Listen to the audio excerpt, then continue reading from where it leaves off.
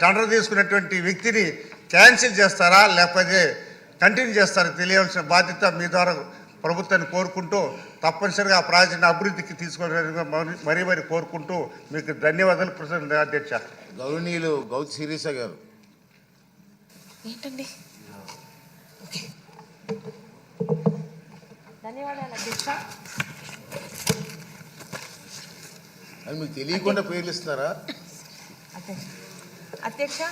గత 2014-19 టైంలోని మన గవర్నమెంట్లోని పేదలకు ఇచ్చిన ఇళ్ళ మీద 2019 నుంచి వాళ్ళు బిల్స్ ఇవ్వలేదు అధ్యక్ష.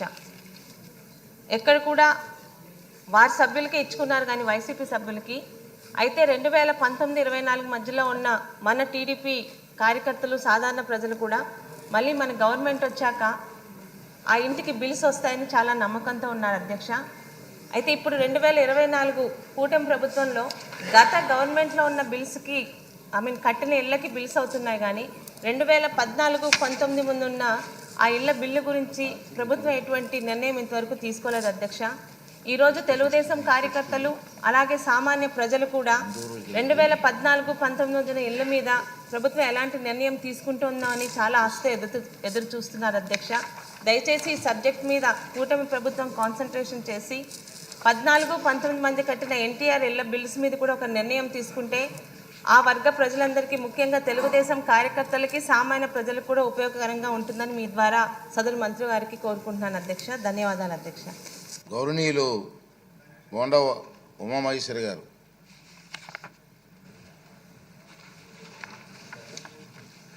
ధన్యవాదాలు అధ్యక్ష. మా నియోజకవర్గం సెంట్రల్ నియోజకవర్గంలో రైల్వే జంక్షను విజయవాడలో ఉండటం వల్ల దాదాపు 7-8 మెయిన్ లైన్స్ మా నియోజకవర్గం నుంచి వెళ్తున్నాయి అధ్యక్ష. దాంట్లో గతంలో చంద్రబాబు నాయుడు గారు ముఖ్యమంత్రిగా ఉన్నప్పుడు 95-96లో సింగనగర్ ప్రాంతంలో 2 లక్షల మంది జనాభాకి ఆ రోజు ఫ్లైఓవర్ ఆయన కట్టించారు అధ్యక్ష. దానివల్ల మెయిన్ అంతా ఇప్పుడు పబ్లిక్ అంతా దాని మీద వస్తున్నారు అధ్యక్ష. ఇవాళ పెరిగినటువంటి జనాభాకి 2వ ఫ్లైఓవరు నిర్మాణం ఒకటి కావాల్సింది అధ్యక్ష.